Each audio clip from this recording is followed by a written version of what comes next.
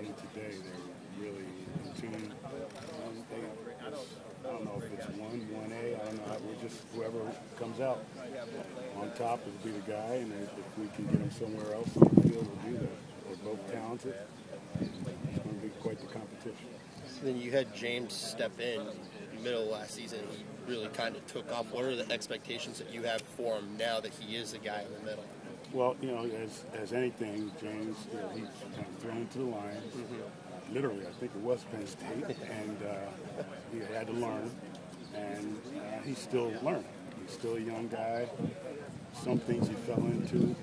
He had his mistakes. He made his mistakes, but the one thing about James Morris is he's a student of the game and works extremely hard, and that's what's going to make him a really good footballer. So he's got that. He's got a couple games under his belt.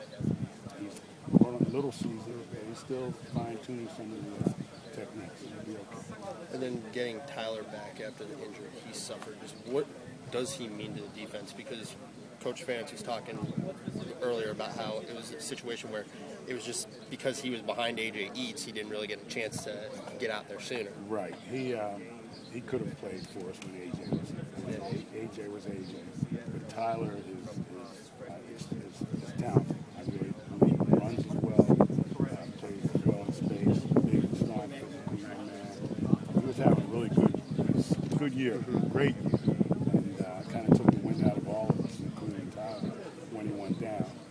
So he's worked hard to get back. Mentally, he's ready to go, because when you talk about those necks, you always worry about how they're going to respond and when they get into the mix. And he's done well. And Bruce, Shane, they seem to be doing okay here. Yeah, they're all. Shane is full go.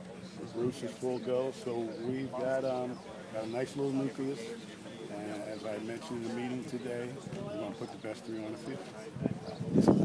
Is it scary to think about putting a 215, 220-pound linebacker out there in the Big Ten? No, not. One, the way the game's evolved, and two, those guys out there, they're physical. We wouldn't do it if we didn't think they could, and they're very use their hands very well, very aggressive, very physical. That's one reason why we took those guys in the first place. Was there a case to be made in meetings and things to sort of lobby to get those smaller guys out there, or were the other coaches pretty on board? No, it's when we go through the recruiting process and we watch them on film, we have certain things we're looking for. One, you have 215, but you still have to be aggressive and physical, be able to handle the big linemen in the Big Ten, and I think they can. In fact, I know they can. We've seen it in spring ball, and as they get older, more reps, more seasons, they'll be just fine. Are you trying to bulk them up, or are you just keeping them pretty well set? We've set goals for them. They know what their goals are, and we don't want to lose that athleticism either, which Chris does a fantastic job with those young men. That's why we're not afraid to take that linebacker who's 205, 210 out of high school and put the needed weight that they have to have and go from there. Darrell, working with the linebackers, if you could just rattle off those names for us, the people that you're looking forward to play for you this fall.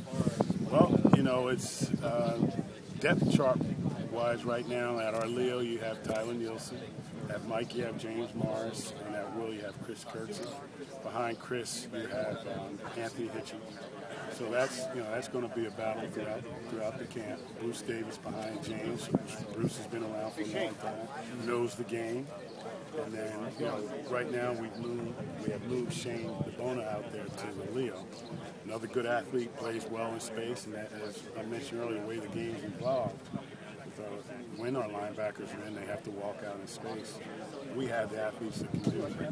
So I'm excited about the group. Norm is, because they're good football players. They're physical. We keep hearing about the size and the weight. They're physical enough to handle it, but athletic enough to play in space for us. So the competition is great. It makes for a good camp. And it makes for our meeting room and our practice very good. Talked to Lester, you worked special teams with you, and we were talking about the kicker, the punter, and the long snapper. What about the guys who are going to be returning the ball for you? We're still first day out here today. We've thrown Micah around a little bit. And then guys, Keenan Davis has been back there before.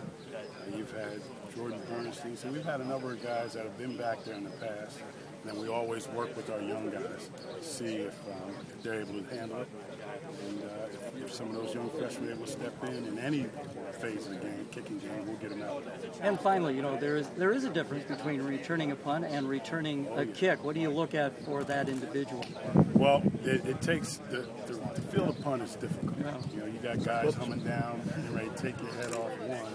It's just fielding the punt itself is different. That end over end as compared to that spiral coming down. So it's a lot more to it. So you try to find that sure-handed receiver more so as a punt returner. And then, the return ability is we don't make it second. Again, it's probably 1-1A. You got to field it cleanly, and be able to make something happen. I appreciate it. Thank you. Thank you.